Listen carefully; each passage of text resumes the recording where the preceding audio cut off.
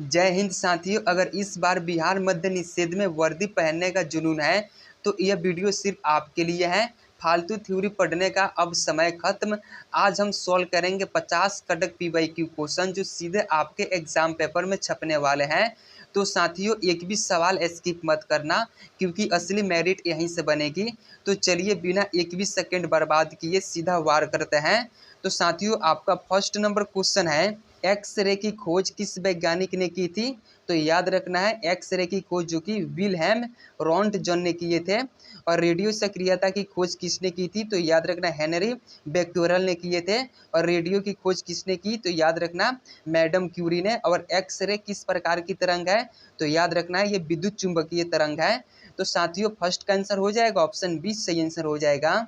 2 number question है, Einstein को किस खोज के लिए नोबेल पुरस्कार दिया गया था? तो याद रखना है 2 का आंसर हो जाएगा आपका ऑप्शन बी हो जाएगा। प्रकाश विद्युत प्रभाव की खोज के लिए आइंस्टीन को नोबेल पुरस्कार दिया गया था। और सापेक्षता का सिद्धांत किसने दिया? तो याद रखना अल्बर्ट आइंस्टीन ने। और रमन प्रभाव की खोज किसने की? तो याद रखना सीवी रमन ने। और गुरुत्वाकर्षण के नियम किसने दिया? तो याद रखना है न्यूटन ने। तो 2 का आंसर हो जाएगा ऑप्शन बी सही आंसर हो जाएगा। 3 नंबर क्वेश्चन है, परमाणु भट्टी में मंदक के रूप में किसका प्रयोग किया जाता है? तो 3 का आंसर हो जाएगा आपका ऑप्शन ए हो जाएगा। देखो, भारी जल का मतलब DTO का प्रयोग किया जाता है परमाणु भट्टी में। और भारी जल के अलावा मंदक के रूप में और किसका प्रयोग किया जाता है? तो याद रखना ग्रेफाइट का भी। और परमाणु भट्टी में नियंत्रक छड़ें किसकी बनी होती है? तो याद रखना ये जो कि कैडमियम या ब्रोन की बनी होती है। और परमाणु बम किस सिद्धांत पर कार्य करता है? तो याद रखना ये जो कि नाभिकीय विखंडन के सिद्धांत पर कार्य करता है। तो 3 का आंसर हो जाएगा आपका ऑप्शन ए सही आंसर हो जाएगा। 4 नंबर क्वेश्चन है, राडार का आविष्कार किसने किया था? तो 4 का आंसर हो जाएगा आपका ऑप्शन सी हो जाएगा। रॉबर्ट वाटसन वाट ने जो कि राडार का आविष्कार किए थे। और राडार में किन तरंगों का उपयोग होता है? तो याद रखना है रेडियो तरंग का। और टेलीविजन का आविष्कार किसने किया? तो याद रखना है JL बेल्ट ने किए थे। और रेडियो का आविष्कार किसने किया था? तो याद रखना है जी मार्कोनी ने किए थे। तो 4 का आंसर आपको याद रखना है ऑप्शन सी सही आंसर हो जाएगा। 5 नंबर क्वेश्चन है, लेजर का आविष्कार किस वैज्ञानिक ने किया था? तो 5 का आंसर हो जाएगा ऑप्शन ए हो जाएगा किसने? द थियोडोर मेमन ने किए थे लेजर का आविष्कार। और कंप्यूटर का जनक किसे कहा जाता है? तो याद रखना है चार्ल्स बेबेज को कहा जाता है। और WW मतलब वर्ल्ड वाइड वेब का आविष्कार किसने किया था? तो याद रखना है टिम बर्नर्स-ली ने किए थे। और मोबाइल फ़ोन का आविष्कार किसने किया? तो याद रखना मार्टिन कपूर ने किए थे। तो 5 का आंसर आपको याद रखना है ऑप्शन ए सही आंसर हो जाएगा। 6 नंबर क्वेश्चन है, प्रकृति में सबसे कठोर पदार्थ कौन सा है? तो याद रखना है सबसे कठोर पदार्थ जो कि प्रकृति में हीरा है। और यहाँ पे हीरा और ग्रेफाइट किसके अपरूप हैं? तो याद रखना है कार्बन के। और पेंसिल की लीड बनने में किसका प्रयोग होता है? तो याद रखना ग्रेफाइट का प्रयोग होता है। और कौन सा अधातु विद्युत का सुचालक होता है? तो याद रखना यह अधातु पूछा है तो जो कि ये ग्रेफाइट है। तो 6 का आंसर आपका ऑप्शन 20 सही आंसर हो जाएगा। 7 नंबर क्वेश्चन है, अग्निशामक यंत्रों में आग बुझाने के लिए कौन सी गैस प्रयुक्त होती है? तो याद रखना है अग्निशामक यंत्रों में आग बुझाने के लिए कौन सी गैस प्रयुक्त होती है? तो 7 का आंसर हो जाएगा ऑप्शन सी हो जाएगा, कार्बन डाइऑक्साइड गैस उपयोग होता है। और आग जलने के लिए कौन सी गैस आवश्यक है? तो याद रखना ऑक्सीजन। और प्राकृतिक रूप से पाई जाने वाली सबसे भारी गैस कौन सा है? तो याद रखना है रेडॉन है। और सूक्ष्म बर्फ किसे कहा जाता है? तो याद रखना है आपको ठोस कार्बन डाइऑक्साइड को कहा जाता है। तो 7 का आंसर हो जाएगा ऑप्शन सी। 8 नंबर क्वेश्चन है, लाफिंग गैस का रासायनिक नाम क्या है? तो 8 का आंसर आपको याद रखना है लाफिंग गैस का रासायनिक नाम जो कि नाइट्रस ऑक्साइड होता है। और अश्रु गैस के रूप में किसका प्रयोग होता है? तो याद रखना है क्लोरोपिक्रिन या अमोनिया का होता है। और बेहोश करने के रूप में किस गैस का प्रयोग होता है? तो याद रखना क्लोरोफॉर्म का। और क्लोरोफॉर्म का रासायनिक सूत्र क्या है? तो याद रखना है CHCl3 होता है। तो 8 का आंसर हो जाएगा ऑप्शन 20 सही आंसर हो जाएगा। 9 नंबर क्वेश्चन है, सबसे सरल कार्बनिक यौगिक कौन सा है? तो याद रखना है सबसे सरल कार्बनिक यौगिक जो कि मीथेन है। और प्रयोगशाला में बनाया गया पहला कार्बनिक यौगिक कौन था? तो यूरिया था। और यूरिया का निर्माण प्रयोगशाला में किसने किया था? तो याद रखना है वेहरल ने किए थे। और यूरिया में नाइट्रोजन की मात्रा कितनी होती है? तो लगभग 46% होती है। तो 9 का आंसर आपको याद रखना है, ऑप्शन सी सही आंसर हो जाएगा। 10 नंबर क्वेश्चन है, फलों की सुगंध मुख्य रूप से किस कार्बनिक यौगिक के कारण होती है? तो देखो फलों की सुगंध जो है नो, तो ये जो कि मुख्य रूप से एस्टर कार्बनिक यौगिक के कारण होती है। और यहाँ पे चिंटी और बिच्छू के डंक में कौन सा अम्ल होता है? तो याद रखना है फॉर्मिक अम्ल होता है। और सिरका में कौन सा अम्ल पाया जाता है? तो याद रखना एसिटिक अम्ल। और खट्टे दूध दही में कौन सा अम्ल होता है? तो याद रखना है लैक्टिक अम्ल होता है। तो 10 का आंसर आपको याद रखना है, ऑप्शन 20 सही आंसर हो जाएगा। 11 नंबर क्वेश्चन है, डीएनए के डबल हेलिक्स मॉडल की खोज किसने की थी? तो 11 का आंसर हो जाएगा आपका, ऑप्शन बी हो जाएगा। किसने? तो वाटसन और क्रिक ने, जो कि डीएनए के डबल हेलिक्स मॉडल की खोज किए थे। और आनुवांशिकी का पिता कहा जाता है, तो याद रखना है ग्रेगर जॉन मेंडल को आनुवांशिकी का पिता कहते हैं। और डीएनए का मुख्य कार्य क्या है? तो याद रखना है आनुवांशिक गुणों को एक पीढ़ी से दूसरी पीढ़ी में ले जाना। और प्रयोगशाला में सबसे पहले डीएनए का संश्लेषण किसने किया था? तो याद रखना है डॉक्टर हरगोविंद खुराना ने किए थे। तो 11 का आंसर हो जाएगा, ऑप्शन 20 सही आंसर हो जाएगा। 12 नंबर क्वेश्चन है, मनुष्य के लिंग निर्धारण किसके गुणसूत्र पर निर्भर करता है? तो 12 का आंसर हो जाएगा, ऑप्शन बी हो जाएगा। देखो मनुष्य के लिंग निर्धारण जो कि ये पिता के गुणसूत्र पर निर्भर करता है। और मानव शरीर में कुल कितने गुणसूत्र पाए जाते हैं? तो याद रखना 46। और जोड़े में पूछे तो 23 जोड़े होते हैं। और पुरुष में कौन से लिंग गुणसूत्र होते हैं? तो XY होता है। और महिला में कौन से लिंग गुणसूत्र होते हैं? तो XX होता है। तो याद रखना है 12 का आंसर हो जाएगा, ऑप्शन बी। 13 नंबर क्वेश्चन है, प्राकृतिक चयन का सिद्धांत किसने दिया था? तो देखो प्राकृतिक चयन का सिद्धांत जो कि चार्ल्स डार्विन ने दिए थे। और डार्विन की प्रसिद्ध पुस्तक का नाम क्या है? तो याद रखना है ओरिजिन ऑफ स्पीसीज नाम है। और उत्परिवर्तन का सिद्धांत किसने दिया था? तो याद रखना हुगो डी ब्रिज ने। और उपार्जित लक्षणों की वांशागति का सिद्धांत किसने दिया? तो याद रखना है लैमार्क ने दिए थे। तो 13 का आंसर आपको याद रखना है, ऑप्शन 20 सही आंसर हो जाएगा। 14 नंबर क्वेश्चन है, मानव शरीर में पाए जाने वाला अपेंडिक्स किस प्रकार का अंग है? तो 14 का आंसर हो जाएगा, ऑप्शन बी हो जाएगा। ये जो कि अपेंडिक्स है नो, तो ये जो कि अवशेषी अंग है। और अवशेषी अंग के अंग होते हैं जिनका शरीर में अब कोई काम नहीं है। मतलब अवशेषी अंग वे अंग होते हैं जिनका अब शरीर में कोई काम नहीं है। मानव शरीर का मुख्य उत्सर्जी अंग कौन सा है? तो किडनी है। और रक्त को शुद्ध करने का कार्य कौन करता है? तो याद रखना किडनी। तो 14 का आंसर आपको याद रखना है, ऑप्शन 20 सही आंसर हो जाएगा। 15 नंबर क्वेश्चन है, जीन शब्द का प्रयोग सबसे पहले किस वैज्ञानिक ने किया था? तो याद रखना है जीन शब्द का प्रयोग सबसे पहले जोहानसन ने किए थे। और जीन गुणसूत्रों पर स्थित होते हैं और किसके बने होते हैं? तो याद रखना है ये जो कि डीएनए के बने होते हैं। और आनुवांशिकी की सबसे छोटी इकाई क्या है? तो जीन है। और मानव जीनोम प्रोजेक्ट का संबंध किससे है? तो याद रखना है जो कि ये मानव डीएनए के अनुक्रमण का पता लगाने का है। तो आपको याद रखना है 15 का आंसर हो जाएगा, ऑप्शन बी। 16 नंबर क्वेश्चन है, धन निष्कासन का सिद्धांत का प्रतिपादन किसने दिया था? तो याद रखना है धन निष्कासन का सिद्धांत जो कि दादा भाई नौरोजी ने दिए थे। और दादा भाई नौरोजी ने यह सिद्धांत अपनी किस पुस्तक में दिया था? तो याद रखना है poverty and un-British rule in India पुस्तक में दिए थे। और भारत का वयोवृद्ध मतलब कि यहाँ पे grand old man of India किसे कहते हैं? तो याद रखना दादा भाई नौरोजी को कहते हैं।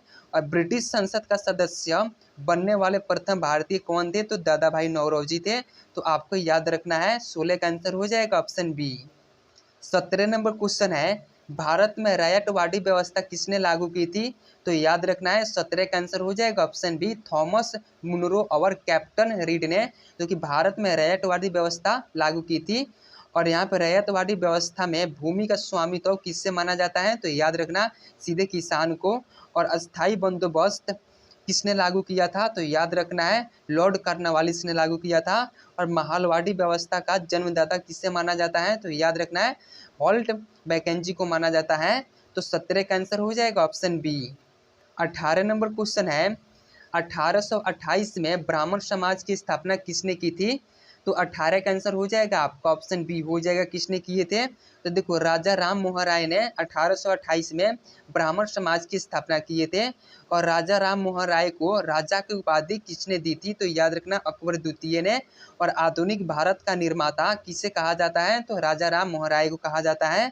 और सती प्रथा के अंत में सबसे बड़ा योगदान किसने दिया? तो याद रखना है राजा राम मोहन राय ने दिए थे। तो 18 का आंसर आपको याद रखना है ऑप्शन 20 सही आंसर हो जाएगा। 19 नंबर क्वेश्चन है, वेदों की ओर लौटो का प्रसिद्ध नारा किसने दिया था? तो याद रखना है वेदों की ओर लौटो का नारा स्वामी दयानंद सरस्वती ने दिए थे। और आर्य समाज की स्थापना किसने की थी? तो याद रखना है स्वामी दयानंद सरस्वती ने किए थे। और दयानंद सरस्वती का मूल नाम क्या था? तो याद रखना है मूल शंकर था। और सत्यार्थ प्रकाश नामक प्रसिद्ध पुस्तक किसने लिखी? तो याद रखना है स्वामी दयानंद सरस्वती ने लिखे थे। तो 19 का आंसर आपको याद रखना है ऑप्शन ए सही आंसर हो जाएगा। 20 नंबर क्वेश्चन है, रामकृष्ण मिशन की स्थापना 1897 में किसने की थी? तो याद रखना है स्वामी विवेकानंद ने, जो कि रामकृष्ण मिशन की स्थापना किए थे 1897 में। और स्वामी विवेकानंद के बचपन का नाम क्या था? तो याद रखना है नरेंद्र नाथ दत्त था। और स्वामी विवेकानंद ने विश्व धर्म सम्मेलन में कहाँ भाग लिया था? तो याद रखना है शिकागो में, जो कि अमेरिका में है। और राष्ट्रीय युवा दिवस जो कि 12 जनवरी को मनाया जाता है और किसके जन्मदिन पर मनाया जाता है? तो याद रखना है स्वामी विवेकानंद के जन्मदिन पर मनाया जाता है। तो 20 का आंसर आपको याद रखना है ऑप्शन 20 सही आंसर हो जाएगा। 21 नंबर क्वेश्चन है, सत्यशोधक समाज की स्थापना महाराष्ट्र में किसने की थी? तो याद रखना है सत्यशोधक समाज की स्थापना महाराष्ट्र में ज्योतिबा फुले किए थे। और ज्योतिबा फुले द्वारा लिखी गई प्रसिद्ध पुस्तक का नाम क्या है? तो गुलामगिरी है। और प्रार्थना समाज की स्थापना किसने की थी? तो याद रखना है आत्माराम पांडुरंग ने किए थे। और थियोसोफिकल सोसाइटी का मुख्यालय भारत में कहाँ है? तो याद रखना है यहाँ पे अडयार में है, जो कि मद्रास में है। तो 21 का आंसर आपको याद रखना है ऑप्शन सी सही आंसर हो जाएगा। 22 नंबर क्वेश्चन है, प्रसिद्ध मुंडा विद्रोह का नेतृत्व किसने किया था? तो 22 का आंसर हो जाएगा आपका ऑप्शन बी हो जाएगा। किसने? तो बिरसा मुंडा ने, जो कि मुंडा विद्रोह का नेतृत्व किए थे। और मुंडा विद्रोह का मुख्य रूप से किस क्षेत्र में हुआ था? तो याद रखना है छोटा नागपुर में हुआ था, वर्तमान में झारखंड में है। और बिरसा मुंडा को अनुयायी क्या कहकर पुकारते थे? तो याद रखना है धरती आबा कहते थे। और बिरसा मुंडा स्टेडियम कहाँ स्थित है? तो रांची में है। तो 22 का आंसर आपको याद रखना है ऑप्शन 20 सही आंसर हो जाएगा। 23 नंबर क्वेश्चन है, 1855-56 के प्रसिद्ध संथाल विद्रोह का नेतृत्व किसने किया था? तो 23 का आंसर हो जाएगा ऑप्शन ए हो जाएगा सिद्धू और कान्हू ने किए थे। और संथाल विद्रोह का मुख्य क्षेत्र कौन सा था? तो याद रखना है राजमहल की पहाड़ियाँ। और यहाँ पे नील विद्रोह कहाँ हुआ था? ये जो कि बंगाल में हुआ था। और नील विद्रोह का वर्णन किस नाटक में मिलता है? तो याद रखना है दीनबंधु मित्र के नाटक, जो कि नील दर्पण में मिलता है। तो 23 का आंसर हो जाएगा ऑप्शन ए सही आंसर हो जाएगा।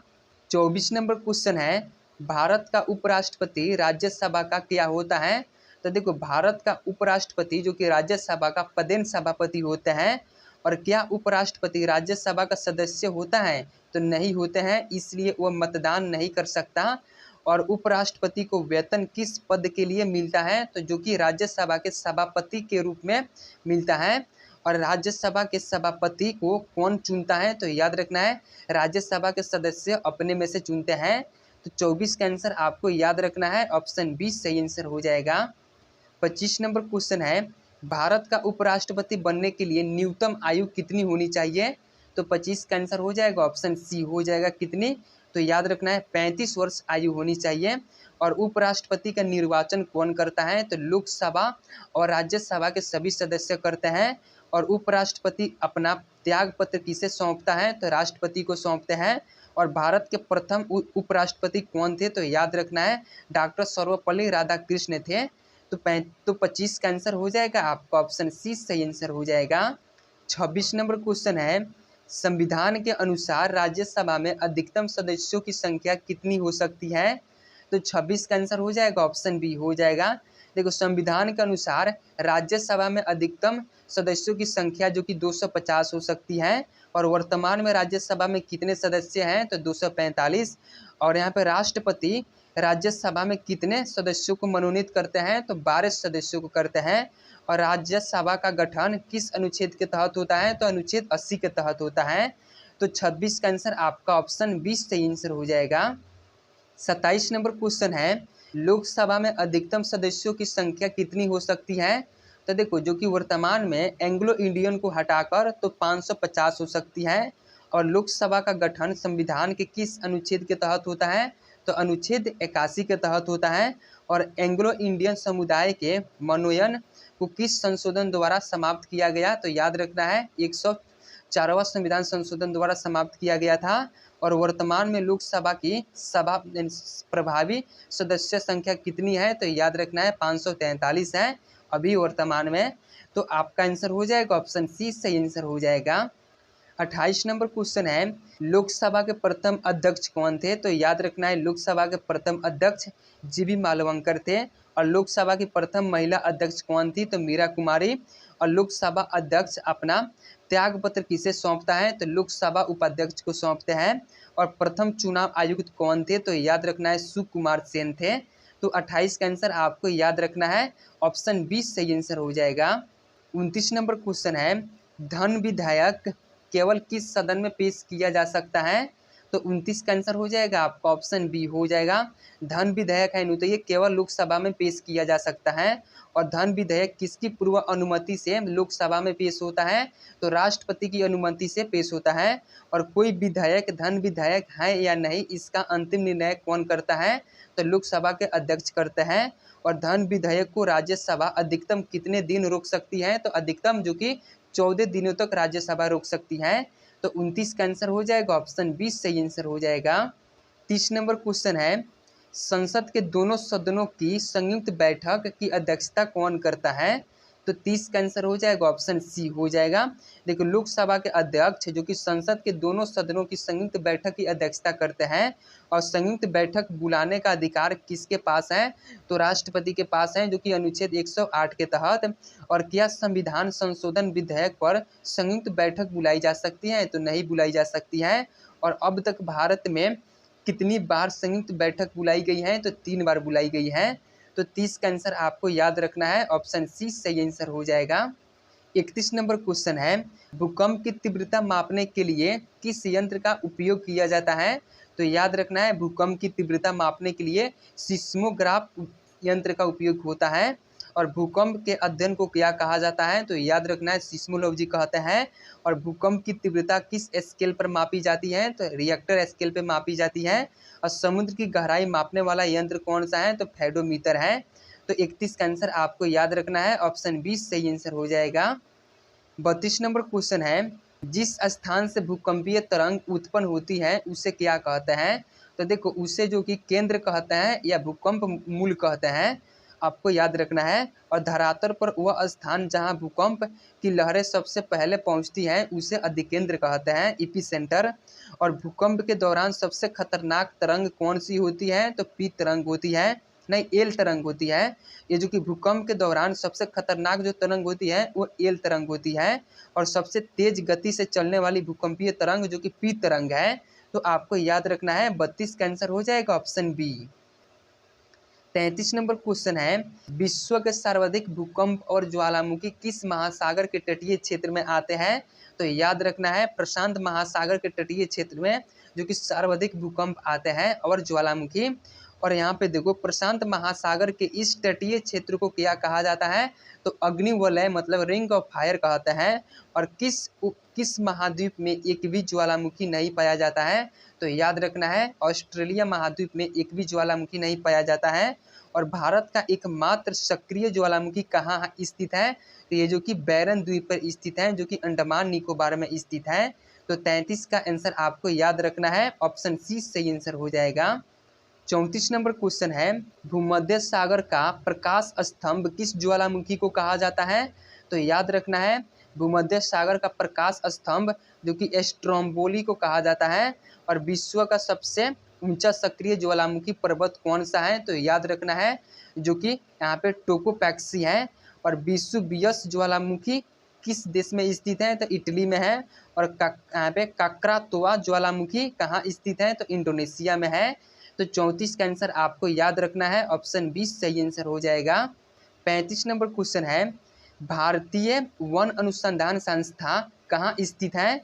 तो 35 का आंसर हो जाएगा आपका ऑप्शन सी हो जाएगा, जो कि भारतीय वन अनुसंधान संस्था जो कि देहरादून में स्थित है।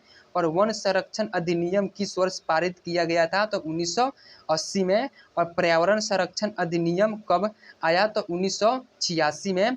और राष्ट्रीय वन नीति के अनुसार देश के कितने प्रतिशत भूभाग पर वन होनी चाहिए? तो याद रखना है 33% होनी चाहिए। तो 35 का आंसर हो जाएगा, ऑप्शन सी सही आंसर हो जाएगा।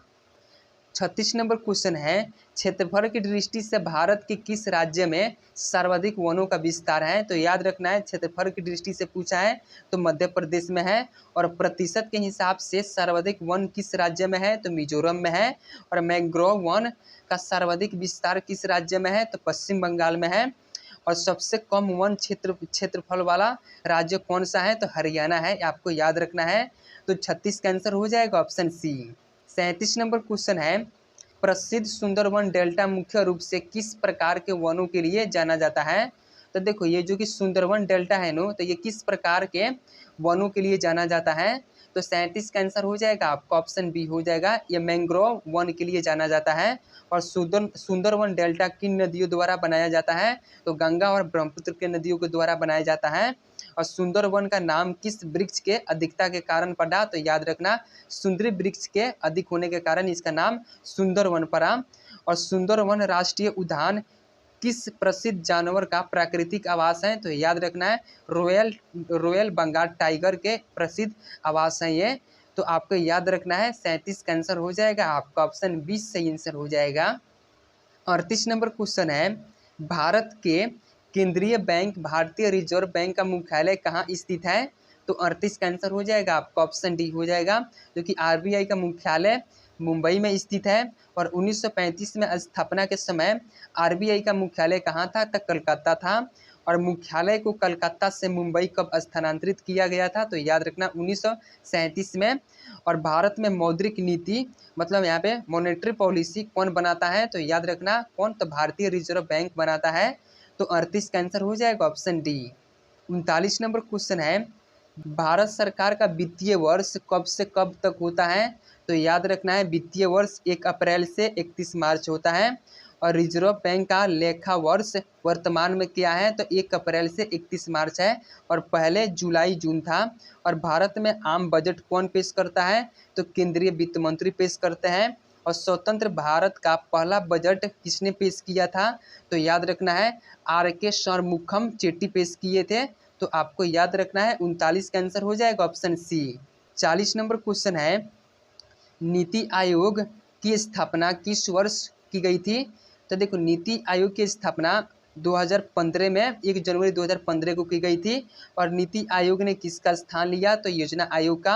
और नीति आयोग किस प्रकार की संस्था है? तो ये गैर संवैधानिक संस्था है। और नीति आयोग का अध्यक्ष कौन होता है? तो भारत के प्रधानमंत्री होते हैं। तो 40 का आंसर आपको याद रखना है, ऑप्शन 20 सही आंसर हो जाएगा। 41 नंबर क्वेश्चन है, विलुप्त हो रहे जीवों और प्रजातियों की सूची रेड डाटा बुक कौन जारी करता है? तो याद रखना है, रेड डाटा बुक जो कि ये IUCN जारी करता है। और IUCN का मुख्यालय कहाँ स्थित है? तो याद रखना है, ग्लैंड मतलब स्विट्जरलैंड में स्थित है। और WWF का प्रतीक जानवर कौन सा है? तो याद रखना है, जाइंट पांडा है। और यहाँ पे UNEP मतलब संयुक्त राष्ट्र पर्यावरण कार्यक्रम का मुख्यालय कहाँ है? तो याद रखना है, ये जो कि नैरोबी में है। तो आपको याद रखना है 41 का आंसर हो जाएगा ऑप्शन सी। 42 नंबर क्वेश्चन है, प्राचीन भारतीय दर्शन संख्या दर्शन के प्रवर्तक कौन थे? तो याद रखना है, संख्या दर्शन के प्रवर्तक जो कि महर्षि कपिल थे। और युग दर्शन के प्रवर्तक कौन माने जाते हैं? तो महर्षि पतंजलि। और न्याय दर्शन के प्रवर्तक कौन थे? तो याद रखना महर्षि गौतम। और सबसे प्राचीन दर्शन किसे माना जाता है? तो संख्या दर्शन को। तो 42 का आंसर आपको याद रखना है, ऑप्शन 20 सही आंसर हो जाएगा। 43 नंबर क्वेश्चन है, प्रसिद्ध हॉर्नबिल फेस्टिवल भारत के किस राज्य में मनाया जाता है? तो 43 का आंसर हो जाएगा ऑप्शन बी हो जाएगा, जो कि ये नागालैंड में मनाया जाता है। और यहाँ पे हॉर्नबिल को किस नाम से भी जाना जाता है? तो याद रखना, त्योहारों का त्यौहार के नाम से जाना जाता है। और प्रसिद्ध बिहुला त्यौहार किस राज्य का है? तो याद रखना असम का है। और यहाँ पे पोंगल त्यौहार किस राज्य में मनाया जाता है? तो तमिलनाडु में। तो याद रखना है 43 का आंसर हो जाएगा ऑप्शन बी। 44 नंबर क्वेश्चन है, प्रसिद्ध पुष्कर मेला जो कि ऊँटों का मेला भारत के किस राज्य में लगता है? तो याद रखना ये जो कि पुष्कर मेला है ना, तो ये जो कि राजस्थान में लगता है। तो 44 का आंसर हो जाएगा ऑप्शन सी। और सोनपुर का प्रसिद्ध पशु मेला जो कि यहाँ पे हरियर क्षेत्र मेला कहाँ लगता है? तो ये बिहार में। और कुंभ मेला भारत में कितने स्थलों पर लगता है? तो याद रखना 4, जो कि यहाँ पे हरिद्वार, प्रयागराज और उज्जैन और नासिक है। और यहाँ पे लोसांग त्यौहार मुख्य रूप से कहाँ मनाया जाता है? तो सिक्किम में। तो याद रखना है 44 का आंसर हो जाएगा ऑप्शन सी। 45 नंबर क्वेश्चन है, सिखों का प्रमुख त्यौहार बैसाखी किस महीने में मनाया जाता है? तो 45 का आंसर हो जाएगा आपका ऑप्शन बी हो जाएगा, जो कि ये सिखों का प्रमुख त्यौहार बैसाखी जो कि ये अप्रैल में मनाया जाता है, याद रखना है। और बैसाखी के दिन 1999 में गुरु गोविंद सिंह ने किसकी स्थापना की थी?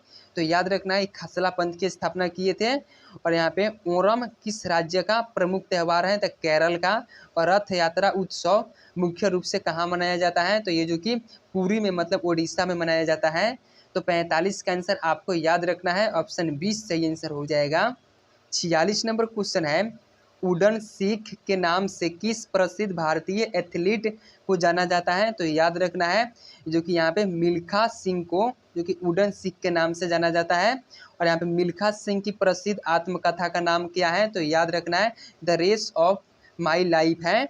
और यहाँ पे हॉकी का जादूगर किसे कहा जाता है? तो याद रखना है मेजर ध्यानचंद को कहा जाता है।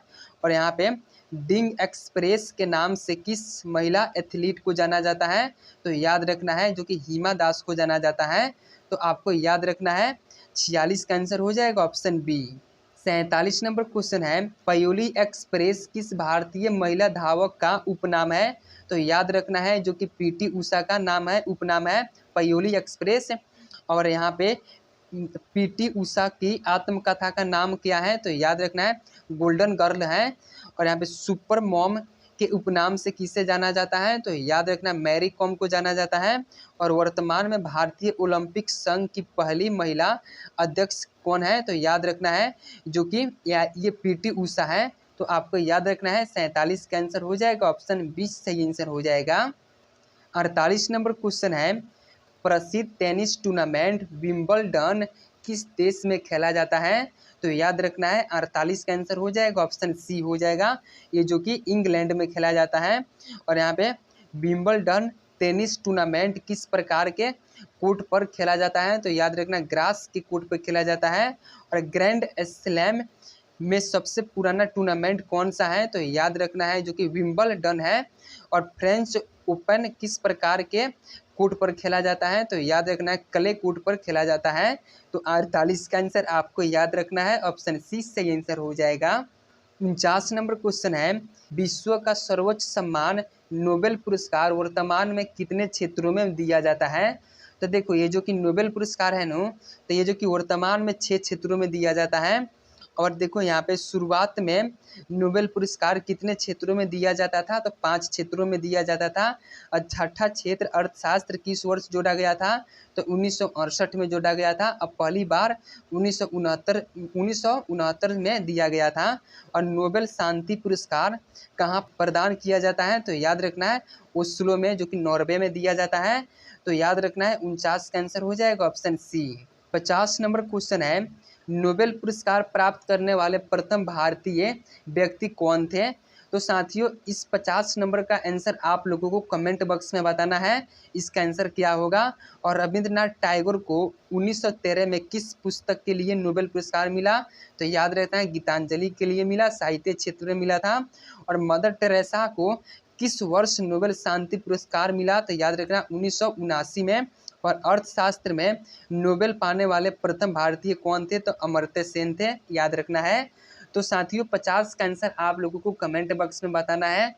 तो गाइस वीडियो अच्छी लगी हो तो प्लीज़ लाइक एंड सब्सक्राइब करना ना भूलें। ओके गाइस, फिर मिलते हैं नेक्स्ट सेट में।